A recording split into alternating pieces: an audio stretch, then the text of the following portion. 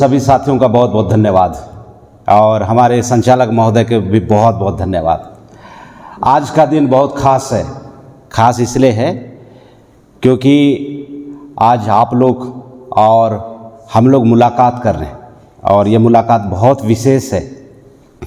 हम लोग बहुत सारी बातों से आज हम लोग रूबरू होंगे और एक नया जन्म लेके जाएंगे। नया जन्म लेके जाएंगे तो नया जन्म लेना बहुत ज़रूरी है। मैं पहली बार नया जन्म शब्द मैं पास्टर कीडी के मुंह से सुना। अब मैं सोच रहा हूँ यार, अब मैं जन्म ले चुका हूँ, कैसे जन्म लूँगा, है ना। और जब मैं संगठनात्मक तरीके से आगे बढ़ना शुरू किया तब मुझे पता चला विचारों की ताकत, कि विचारों को एक्सेप्ट करना ही नया जन्म है। तो आज का विचार क्या है साथियों? आज का विचार है शासक बनना। आज का विचार है आज़ाद होना। तो आज हम लोग आज़ाद होने के पर्पज़ से यहाँ पे बैठे हुए हैं, शासक बनने के पर्पज़ से बैठे हुए हैं। और ज़्यादातर हम लोग उस माहौल में रहते हैं जिस माहौल में हमें हर बार बोला जाता है, क्या बोला जाता है, कि आप राई के दाने के बराबर विश्वास कीजिए, आप पहाड़ हिला सकते हैं। तो जब हम लोग इस बात को सुनते हैं तो हमारी डे टू डे लाइफ में, रोज़मर्रा की ज़िंदगी में इसकी कैसे उपयोगिता है, हम लोग इसको कैसे उपयोगिता में ला सकते हैं, ये बहुत ही गौर करने वाली बात है कि इसको समझना बहुत ज़रूरी है। डे टू डे लाइफ में हम इसको इस्तेमाल करेंगे राई के दाने के बराबर में। मैं एक उदाहरण के माध्यम से शुरू करता हूँ। उदाहरण क्या है? राइट ब्रदर्स ने हवाई जहाज़ का आविष्कार किया। और सुन के आप लोगों को हैरानी होगा कि जब राइट ब्रदर्स हवाई जहाज़ के आविष्कार कर रहे थे उस वक्त पूरी दुनिया के अंदर में, पूरे ब्रह्मांड में, पूरे विश्व में हवाई जहाज़ आविष्कार करने वाली एक भी स्कूल, विश्वविद्यालय, यूनिवर्सिटी मौजूद नहीं था। बहुत गंभीर बात बता रहा हूँ, नया जन्म की बात बता रहा हूँ। शुरुआत में बोला कि नया जन्म कैसे होता है, विचारों से नया जन्म होता है। तो जब राइट ब्रदर्स हवाई जहाज़ का आविष्कार कर रहे थे, निर्माण कर रहे थे, साथियों सुन के हैरानी होगी आप लोगों को, उस वक्त में पूरे विश्व के अंदर में एक भी ऐसी यूनिवर्सिटी नहीं थी जो हवाई जहाज़ बनाने के ऊपर में आपको पढ़ाया जा सके। तो उन्होंने क्या किया? उन्होंने विश्वास की शक्ति का इस्तेमाल किया। राई के दाने के बराबर उन्होंने विश्वास किया। विश्वास क्या था? कि हम हवाई जहाज़ बना सकते हैं। अटूट विश्वास, प्रबल विश्वास। जैसे आज हम लोग आज़ाद होने के बारे में विश्वास कर रहे हैं, आज हम लोग शासक बनने के बारे में विश्वास कर रहे हैं। ये विश्वास आज यहाँ पे बैठा हुआ हमारे समस्त बुद्धिजीवी साथी बहुत अच्छे, हाईली एजुकेटेड हैं। साथियों, मैं आप लोगों को चैलेंज करना चाहता हूँ इस मंच से, अगर मैं हवाई जहाज़ का 4-5 कंपोनेंट को अगर मैं खोल के निकाल दूं और रख दूं और आप समस्त बुद्धिजीवी साथियों को बोलूँगा कि इस कंपोनेंट को हवाई जहाज़ में फिट करना है, मैं पूरे डंके के चोट पे और दावे के साथ में बोल सकता हूं कि यहाँ पे बैठा हुआ एक भी बंदा प्रॉपर 5 जगहों पे उस कंपोनेंट का फिट ही नहीं कर पाएगा। हाईली एजुकेटेड 2025 की बात बता रहा हूँ। आज कौन सा तारीख है धर्मू साहब? आज 26 फरवरी है। आज 26 फरवरी 2025 की बात बता रहा हूँ। और राइट ब्रदर्स ने विश्वास के दम पे उस वक्त हजारों तरह के मैकेनिकल कंपोनेंट और इलेक्ट्रॉनिक कंपोनेंट को उसने मिक्स किया और बनाया। तो विश्वास को हम लोग बहुत हल्के में लेते हैं। हम लोग सुनते जरूर हैं कि राई के दाने विश्वास कीजिए, है ना, आप पहाड़ हिला सकते हैं। पहाड़ हिला के क्या करोगे यार? उस विश्वास को शासक बनने में इस्तेमाल किया जाए, उस विश्वास को आज़ाद होने के लिए इस्तेमाल किया जाए। तो ये हमारे लोगों ने कई सालों से लगातार इस्तेमाल करके मानव कल्याणकारी उद्देश्यों में इन्होंने अपनी ताकत को झोंका है। तो आज इस वक्त में हमारे पास में एक बहुत बड़ी चुनौती है और चुनौती के साथ में बहुत बड़ा अवसर भी है। तो साथियों इतना महत्वपूर्ण बात है। और हर बार हमारे समस्त साथियों से मैं पुरजोर अपील करता हूं कि आप हमेशा जब भी भारत मुक्ति मोर्चा का, बामसेफ का और भी अन्य हमारे संगठनों का जब यहाँ पे बैठक होगा तो ज़रूर आइए।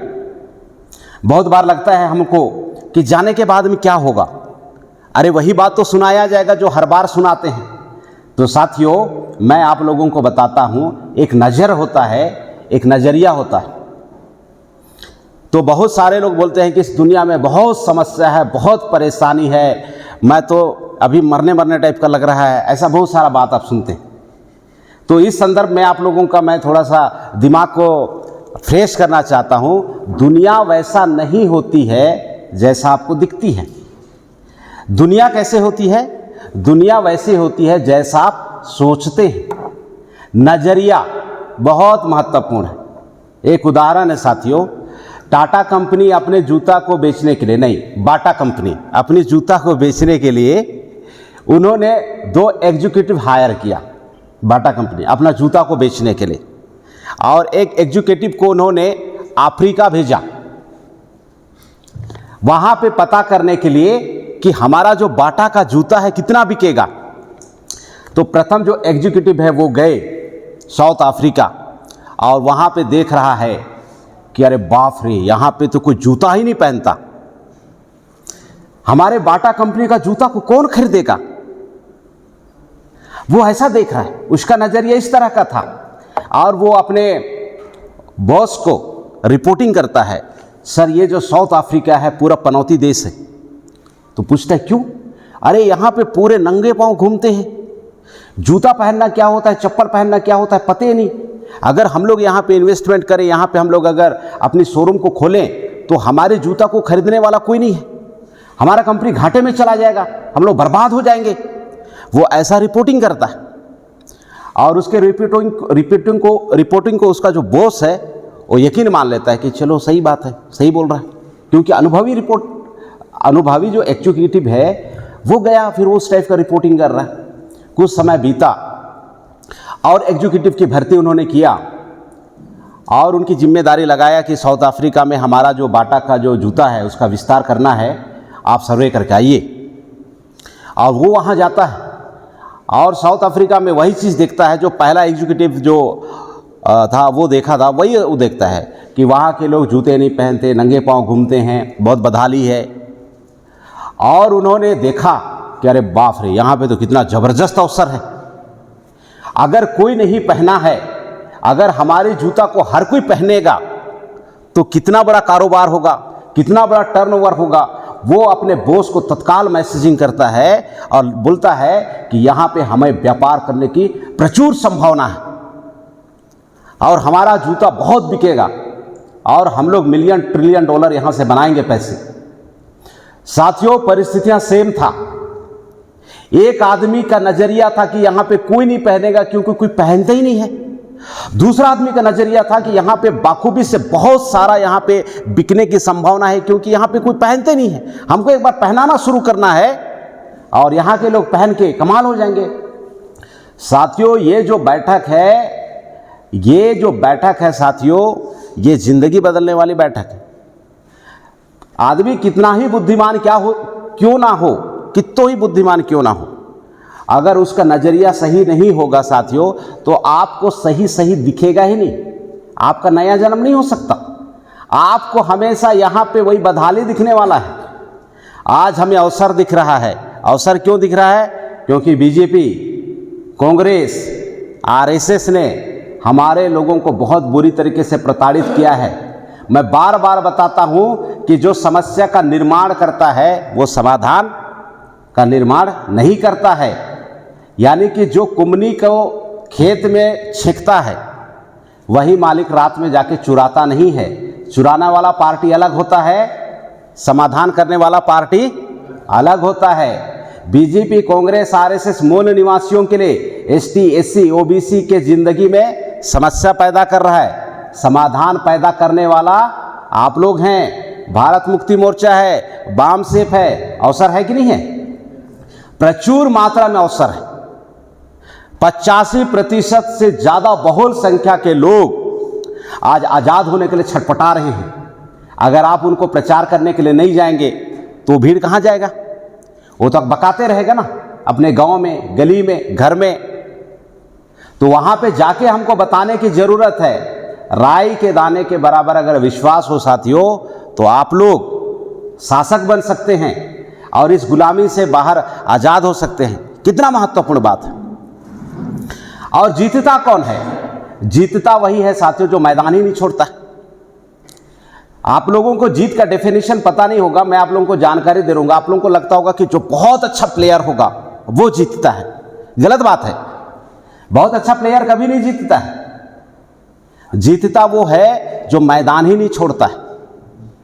अभी हमारे सारथी साहब बता रहे थे कि वीडीसी का इलेक्शन लड़े और हार गए। साथियों, मैं 5 बार हारा और मुस्कुरा रहा हूं। 5 बार हारने के बाद में 5 चुनाव हारने का मेरे पास में तजुर्बा है। इस 5 चुनाव के अनुभव को मैंने जो हारने से इधर तकलीफ होती है कुछ कुछ बातों को लेके, मैं उस अनुभव को कंपाउंड कर रहा हूं, इकट्ठा कर रहा हूं। और 2028 का छत्तीसगढ़ के विधानसभा में साथियों, मैं अपने अनुभव, हमारे संगठन के अनुभवी साथियों के द्वारा और हमारे जो केंद्रीय नेतृत्व के अनुभव के आधार पे हम लोग 2028 में 90 विधानसभा के ऊपर छत्तीसगढ़ में हम लोग इलेक्शन लड़वाएंगे। और मुझे राई के दाने के बराबर विश्वास है कि ये जो मूल निवासी समाज है 200% गारंटी है वो शासक बनेगा। 200% गारंटी है। क्योंकि मुझे पता है साथियों, मैं 5 चुनाव हारने के बाद में भी अगर मैदान नहीं छोड़ा, तो अगर मैं इतना थित्थड़ हो सकता हूं, तो आप लोग तो मेरे से ज़्यादा होशियार हैं। आप लोग कितना थित्थड़ हो सकते हैं, मैं जानना चाहता हूं। आप लोग थित्थड़ हैं कि नहीं हैं? अरे जो थित्थड़ होता है वही जीतता है भाई। और जो संकोच करता है, जिसको एक चुनाव में हार जाने के बाद तकलीफ होता है, वो कभी नहीं जीतता है। तो मैं आज इस महत्वपूर्ण बैठक में एक संदेश देना चाहता हूं, रिजल्ट के पीछे मत भागिए। रिजल्ट के पीछे भागने वाले हमेशा बहुत तकलीफ में होते हैं, बहुत दर्द में होते हैं। तो प्रक्रिया में भागना है।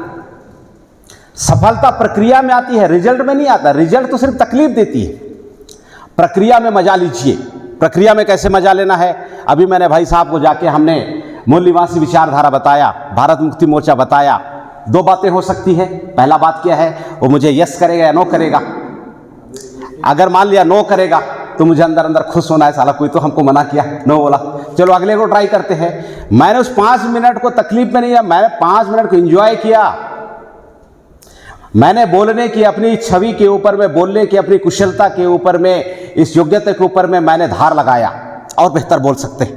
तो वहीं पे है ना नो का मतलब नो नहीं होता है साथियों। नो का मतलब नेक्स्ट वन होता है। अगला अपॉर्चुनिटी हमको इंतजार कर रहा है।